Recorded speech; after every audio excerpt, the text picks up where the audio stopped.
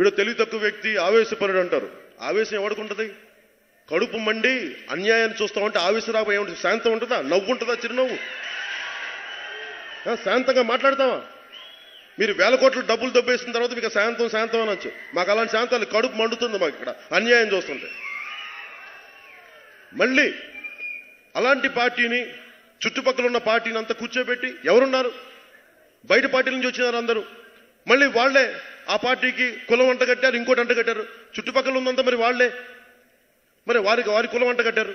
అంటే అందరి క్షేమం కోరే ఒక వ్యక్తి వస్తే కులం పేరు మీద చెప్పి చేసేయండి, లేదంటే ప్రాంతం పేరు చెప్పి చేసేయండి.